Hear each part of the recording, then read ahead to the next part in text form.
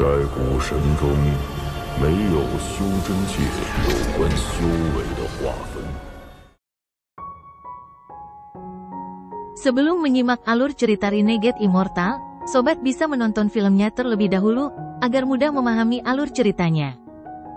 Tanpa berlama-lama, lanjut ke alur ceritanya. Mata bocah berkepala besar itu dipenuhi dengan kengerian. Dia batuk darah dan seluruh tubuhnya dikelilingi oleh cahaya darah. Dia mundur dengan kecepatan yang tak terbayangkan.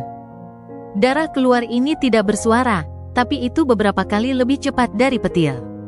Dalam sekejap mata, dia telah melarikan diri jauh dari planet Suzaku. Namun, dalam sekejap dia harus sampai di sana, Wang Lin mengambil langkah dan riak muncul. Sosoknya menghilang saat dia bergabung dengan dunia. Dia bahkan lebih cepat dari bayangan darah dan muncul tepat di depan bayangan yang kabur. Saat sosok Wang Lin muncul, ikan yin dan yang muncul di tangan kanannya dan dia tanpa ampun membanting ke depan dengan tangannya. Telapak tangannya tidak mengenai apapun kecuali udara, tetapi itu menciptakan ledakan di luar angkasa. Telapak tangan ini berisi dao dan energi asal Wang Lin. Dampak ini cukup mengguncang langit dan bumi.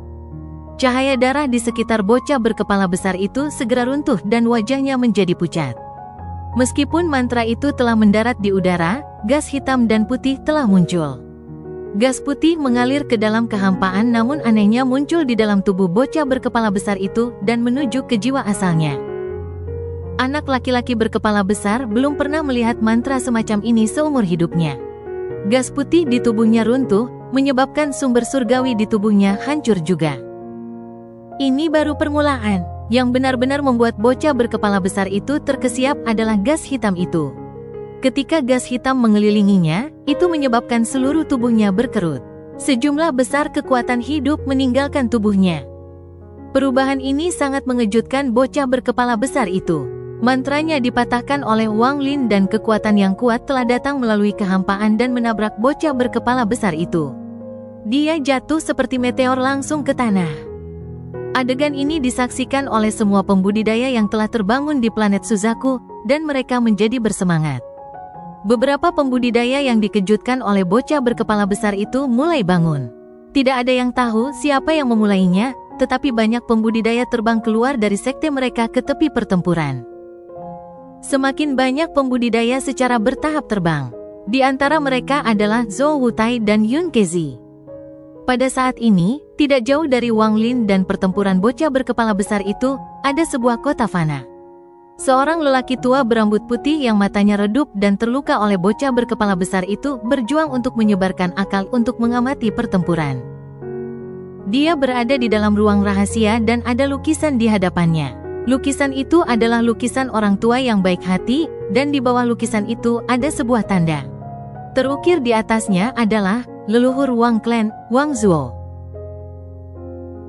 Sedangkan untuk bocah berkepala besar, dia merasakan hantaman kuat dan suara letupan datang dari seluruh tubuhnya. Tubuhnya dengan cepat tertutup di tanah. Ketakutan, energi asal celestialnya diaktifkan seperti orang gila. Tangan kanannya menunjuk ke banyak titik di tubuhnya sebelum dia akhirnya bisa menghentikan dirinya sendiri setelah jatuh ribuan kaki. Dia tertawa dan bergegas keluar. Kedua tangannya membentuk segel dan sejumlah besar energi asal angkasa keluar. Energi asal celestial yang kaya membentuk jaring besar di hadapannya. Mantra surgawi, jaring penghancur roh. Anak laki-laki berkepala besar itu meraung dan jaring di depannya tiba-tiba tumbuh. Panjangnya lebih dari 1000 kaki dan mendekati Wang Lin. Ekspresi Wang Lin dingin dan dia menunjukkan tatapan dingin. Dia tidak berhenti bergerak maju. Saat jaring mendekatinya, riak muncul di bawah kakinya dan dia menghilang. Wajah anak laki-laki berkepala besar menjadi pucat dan matanya dipenuhi dengan keterkejutan. Dia merasa ada yang tidak beres sebelumnya. Dia telah menggunakan pelarian darah untuk menghindari banyak krisis hidup dan mati di masa mudanya. Namun, sekarang sumu ini telah menggunakan mantra yang tidak diketahui dan segera melampauinya. Itu membuatnya kehilangan akal, tapi dia tidak punya waktu untuk memikirkannya. Namun, sekarang dia melihat sumu menggunakannya lagi, semua rambutnya berdiri. Pada saat ini, semua energi asal angkasa di dalam tubuhnya meledak.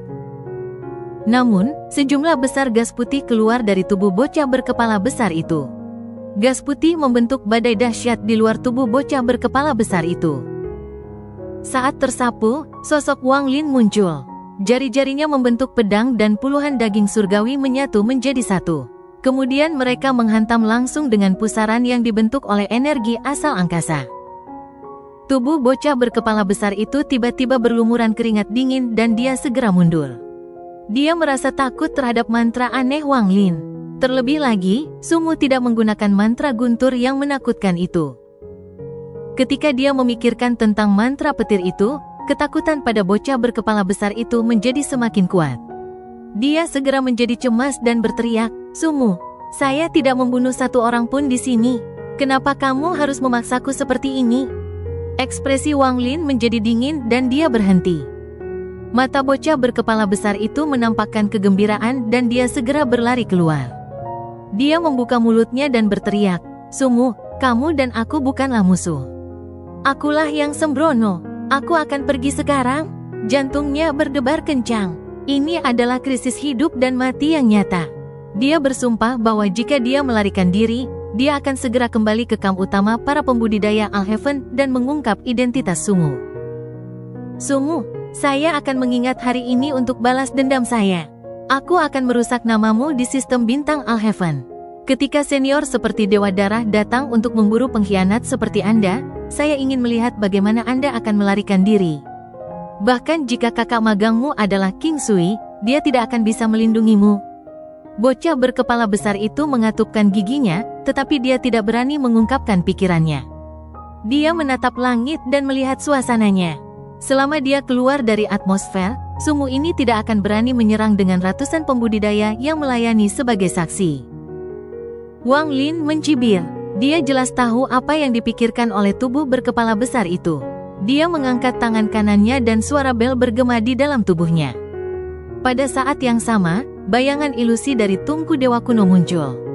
Setelah muncul, Wang Lin tanpa terburu-buru berkata, "Tukar." Dalam sekejap, tubuh berkepala besar yang melarikan diri melepaskan cahaya seperti hantu. Cahaya hantu ini muncul terlalu tiba-tiba, menyebabkan dia menjadi terkejut. Namun, segera, matanya dipenuhi ketakutan. Tubuhnya langsung menghilang dan bertukar tempat dengan Wang Lin. "Aku sudah bilang kamu tidak bisa kabur." Wang Lin berjalan selangkah demi selangkah menuju bocah berkepala besar itu. Rasa dingin di matanya menjadi lebih kuat. Hati bocah berkepala besar itu terasa pahit. Saat Wang Lin mendekat, perasaan tak tertahankan menyebar ke dalam hatinya seperti orang gila. Baginya, Wang Lin seperti roh raksasa yang gigih berjalan ke arahnya. Dia tanpa ampun mengatupkan giginya dan matanya menunjukkan cahaya ganas. Dia dengan cepat mundur dan tangannya membentuk segel. Dia mulai bernyanyi dalam bahasa yang aneh dan aura dingin mulai menyebar. "Sumu, kamu telah memaksaku." Ketika bocah berkepala besar menyelesaikan mantranya, tanda setengah transparan muncul di kehampaan di hadapannya. Setelah rune yang tak terhitung jumlahnya muncul, mereka tidak menyerang Wang Lin tetapi memasuki tubuh bocah berkepala besar itu. Geraman menyakitkan datang dari bocah berkepala besar itu. Dia tahu bahwa semua mantra dan harta magisnya tidak berguna di hadapan Sumu. Semakin dia memikirkan tentang mantra guntur mengejutkan yang belum digunakan Sumu, semakin dia merasa tidak nyaman. Seolah-olah pihak lain benar-benar yakin bahwa semua metode untuk melawan sama sekali tidak signifikan. Perasaan ini membuat kulit kepalanya terasa kebas dan bahkan dia ingin menyerah. Namun, dia tidak mau, jadi dia menggunakan mantra celestial terkuatnya tanpa ragu-ragu untuk satu konfrontasi terakhir. Saat rune memasuki tubuhnya, seluruh tubuhnya layu. Seolah-olah semua esensi di tubuhnya berkumpul menuju kepalanya. Awalnya, kepalanya lebih besar dari tubuhnya. Sekarang dia telah menggunakan mantra surgawi ini, tubuhnya menjadi lebih kecil dan tidak terlihat berbeda dari kerangka. Namun, sekarang kepalanya terlalu dibesar-besarkan sehingga sangat mengejutkan untuk dilihat. Kepala besar itu menyebabkan penampilan bocah itu menjadi sangat ganas. Pembuluh darah besar menonjol dari dahinya seolah-olah ada cacing di bawahnya. Jika seorang manusia melihat ini pada malam hari, mereka akan mati karena ketakutan. Anak laki-laki berkepala besar ini awalnya tidak memiliki banyak rambut. Setelah dia menggunakan mantra aneh ini, semua rambutnya rontok. Sekarang tidak ada satu helai pun rambut yang tersisa di kepalanya. Tawa tajam bergema saat tangannya membentuk segel dan menunjuk ke kedua sisi kepalanya. Pandangannya tertuju pada Wang Lin dan dia berteriak, mantra surgawi, pemindahan tendon. Saat dia meraung, suara letusan yang keras muncul seperti gemuruh guntur. Banyak urat yang menggeliat keluar dari kepalanya dan berubah menjadi ular hijau. Ular hijau menyatu dan memanjang seperti pilar menuju Wang Lin.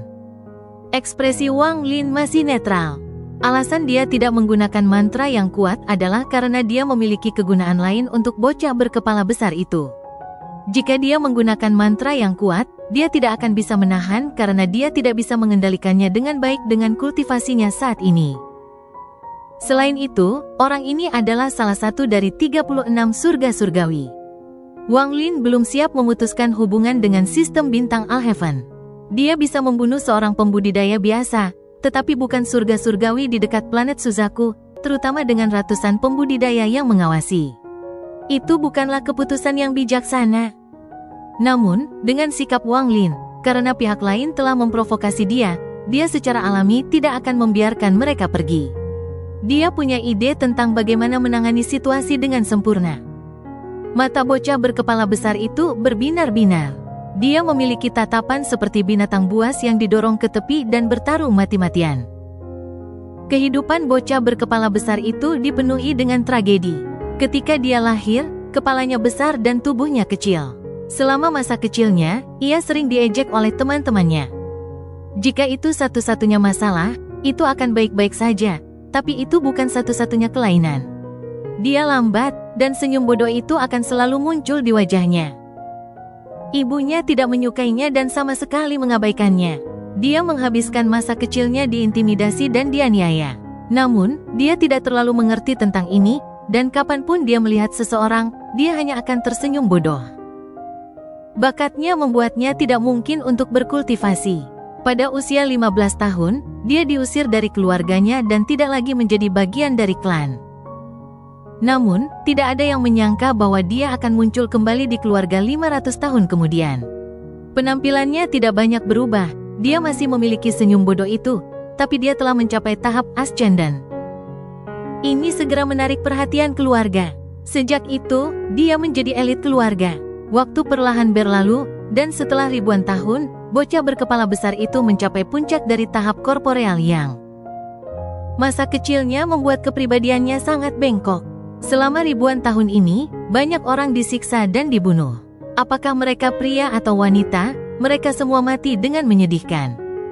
Dia adalah orang yang sangat berhati-hati. Jika dia bertindak, dia akan memastikan bahwa tidak ada yang bisa menemukan petunjuk apapun. Namun, 30 tahun yang lalu, dalam salah satu pembunuhannya, keluarganya akhirnya tidak tahan lagi. Nenek moyang Nirvana Skrier tahap awal secara pribadi keluar untuk membunuhnya. Setiap anggota keluarga mengira bahwa pertempuran ini ada di tas, tetapi bocah berkepala besar itu tiba-tiba melepaskan budidaya Nirvana Skrier tahap awal. Dia telah mencapai tahap penggorengan Nirvana beberapa dekade yang lalu, tetapi tetap menyembunyikannya. Sekarang dia melepaskan kultivasinya dan memulai pertempuran dengan leluhurnya. Dalam pertempuran ini, leluhur meninggal dan bocah berkepala besar itu terluka parah dan dia mundur. Setelah itu, tidak ada kabar tentang dia sampai kompetisi surgawi. Ketika dia muncul kembali, itu memicu gelombang besar dalam keluarganya. Mengingat hidupnya, kekejaman di mata bocah berkepala besar itu semakin kuat. Saat dia meraung, tendon yang keluar dari kepalanya membawa aura sombong yang bisa menghancurkan dunia dan melesat ke arah Wang Lin. Pada saat yang sama, energi spiritual surgawi memenuhi area tersebut, dan juga terdapat energi iblis. Saat pilar daging mendekati Wang Lin, itu meledak menjadi tendon yang tak terhitung jumlahnya yang membentuk jaring. Jaringnya mengepung area yang bagus dan mendekati Wang Lin. Mata Wang Lin tampak tenang. Item ini adalah stempel penyegelan surgawi. Setelah dimuntahkan, cahaya keemasan yang menyilaukan dan ratusan ribu rune muncul. Rune membentuk pusaran emas dan menyapu ke depan. Jaring tendon segera membungkus pusaran, tetapi rune emas langsung menabraknya. Rune emas mendarat dan segel dibentuk dengan setiap rune. Secara khusus, rune emas yang menyegel jiwa asal kultivator sangat ganas. Saat mereka mendarat, akan ada gemuruh keras dan kekuatan segel 100 kali lebih kuat dari biasanya. Hampir dalam sekejap, saat pusaran emas menyapu area itu, cahaya keemasan menutupi bocah berkepala besar itu dan dia benar-benar tersegel. Sebuah raungan datang dari bocah berkepala besar itu saat matanya memerah dan dia mulai meronta. Rune mulai runtuh, dan pada saat ini, Wang Lin bergerak. Kaki kanan Wang Lin mengambil langkah dan riak muncul. Ketika dia mengambil langkah kedua, seakan-akan ruang angkasa menyusut dan dia bisa mencapai mana saja hanya dengan satu langkah. Pembengkokan spasial. Wang Lin muncul di sebelah anak laki-laki berkepala besar di langkah berikutnya. Kedua jari kanannya membentuk pedang dan domainnya terintegrasi ke dalam jarinya. Dengan ujung jarinya, ikan yin dan yang muncul. Jari-jarinya dikelilingi oleh gas hitam dan putih dan dia menekannya. Semua rune emas menyingkir ketika jarinya mendekat, memungkinkan Wang Lin untuk menekan di antara alis tubuh berkepala besar itu. Mata bocah berkepala besar itu dipenuhi rasa takut dan dia mundur tanpa ragu-ragu. Namun, dibandingkan dengan Wang Lin, dia terlalu lambat. Pada saat ini, dia merasakan sesuatu yang panas meledak di dalam tubuhnya. Gas hitam dan putih mengelilingi tubuhnya dan menyebabkan kepalanya yang sangat besar segera menyusut. Tendon yang keluar dari kepalanya dengan cepat menyusut juga. Dia langsung batuk seteguk darah. Darah ini tidak terbatuk secara acak, setiap tetes dibebankan ke Wang Lin. Setiap tetes darah mengandung energi spiritual surgawi yang kuat. Jika darah ini jatuh ke tubuh Wang Lin, tubuhnya akan segera roboh. Bagaimanapun, kultivasi bocah berkepala besar ini tidak lemah. Dia adalah kultivator langkah kedua di tahap penggorengan nirvana. Ekspresi Wang Lin netral, dan dia bahkan tidak mengelak. Saat darah segar masuk, dia dengan lembut berkata, "Ikat."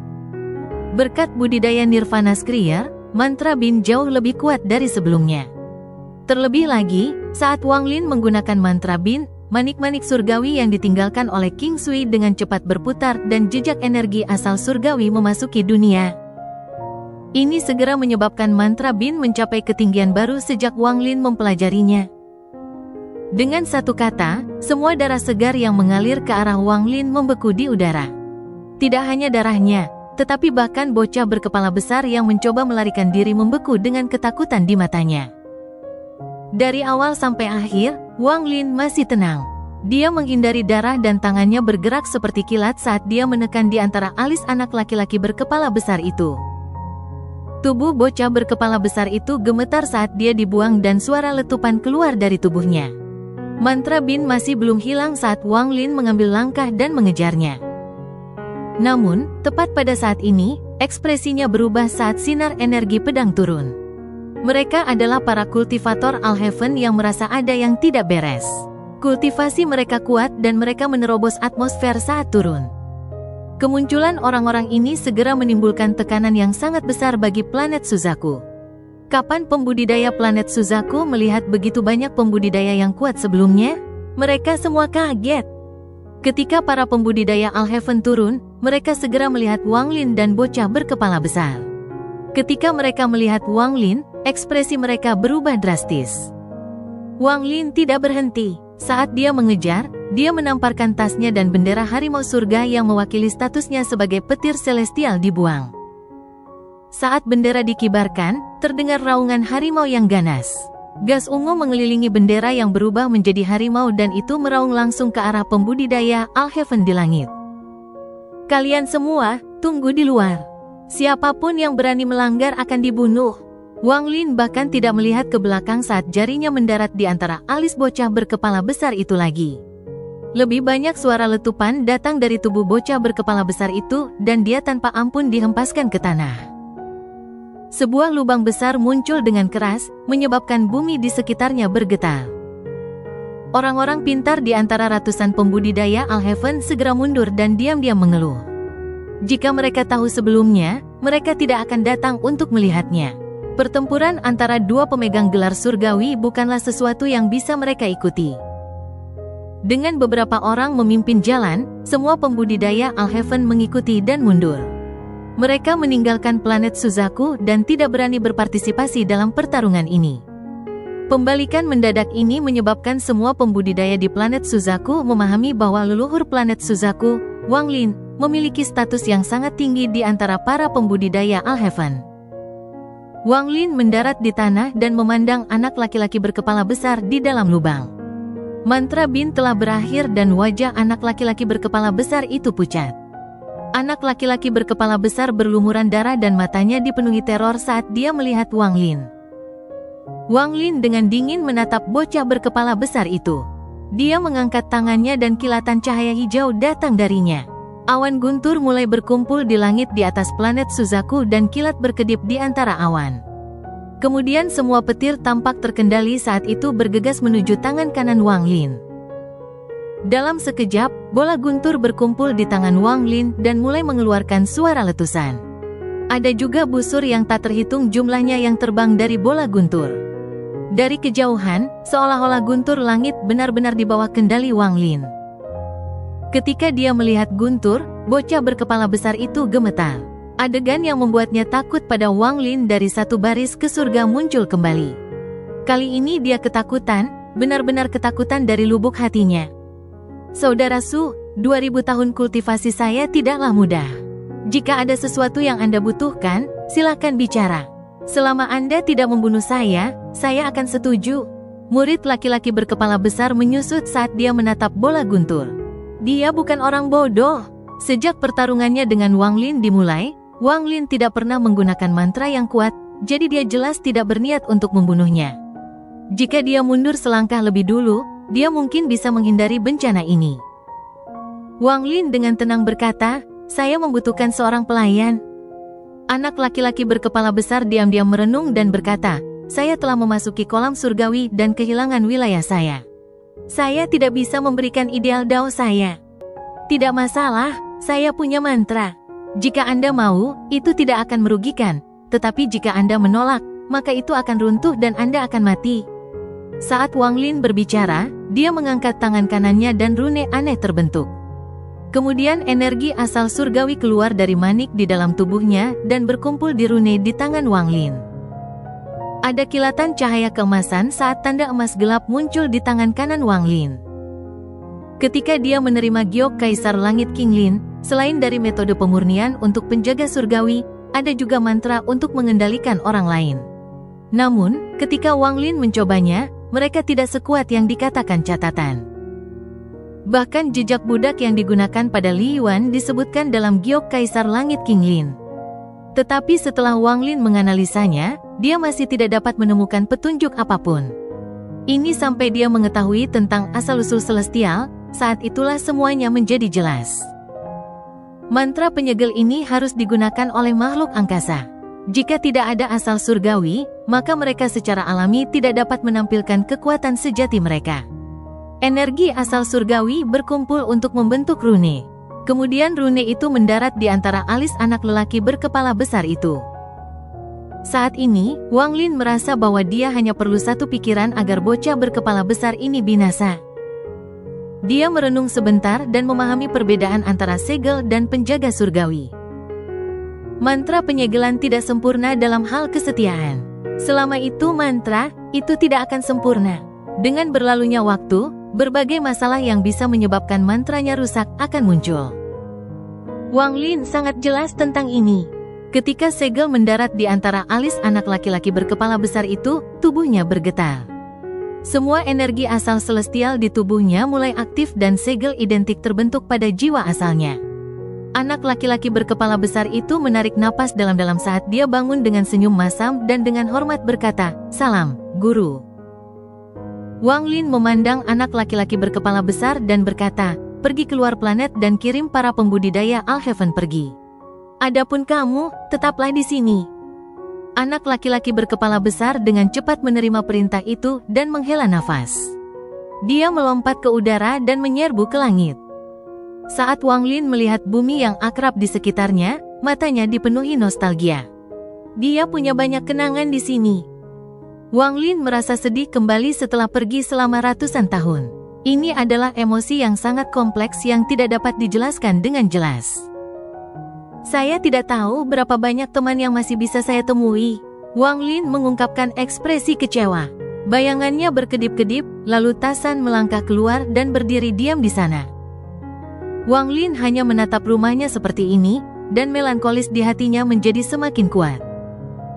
Tak lama kemudian, bocah berkepala besar itu turun dari langit. Dia dengan tenang berdiri di belakang Wang Lin. Beberapa sinar cahaya datang dari kejauhan.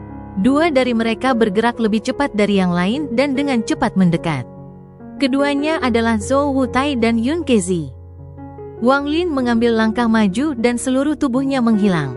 Dia hanya meninggalkan pesan indra yang bergema di hati Zhou Wutai dan Yun Kezi. Aku ingin yang tenang.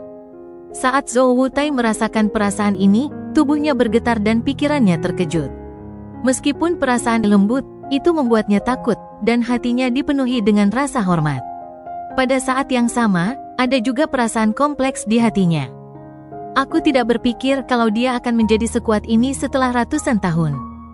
Zhou Wutai, bagaimanapun juga, adalah Suzaku, jadi dia dengan cepat menekan rasa sok di dalam hatinya. Dia menggenggam tangannya pada Yun Kezi dan kemudian pergi bersama orang-orangnya. Emosi Yun Kezi bahkan lebih kompleks. Perasaan Wang Lin telah membuatnya gemetar juga. Anak laki-laki kecil dari masa itu telah mencapai tingkat kultivasi yang tak terbayangkan. Dia menghela nafas dan merasa seolah dia masih bisa melihat sosok pemuda yang membayar minumannya di restoran. Dia memikirkan tentang pertempuran antara dirinya dan Zukezi, pertempuran antara klan abadi yang ditinggalkan dan negara Suzaku. Sekarang semuanya terasa begitu tidak penting.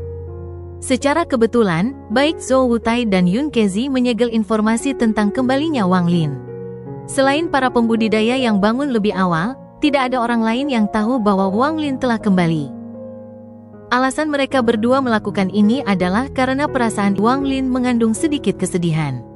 Dia membutuhkan waktu untuk menyendiri dan tidak ingin orang lain mengganggunya. Beberapa hari kemudian, Wang Lin melihat pemandangan yang familiar di sekitarnya saat dia berjalan menyusuri jalan yang berliku. Dia tidak bergerak terlalu cepat dan tubuhnya memberikan rasa kesepian yang kuat. Matahari terbenam membuat bayangannya sangat panjang dan Wang Lin tampak sangat kesepian saat matahari terbenam. Dari kejauhan, Wang Lin tidak terlihat seperti pemuda dan lebih seperti orang tua.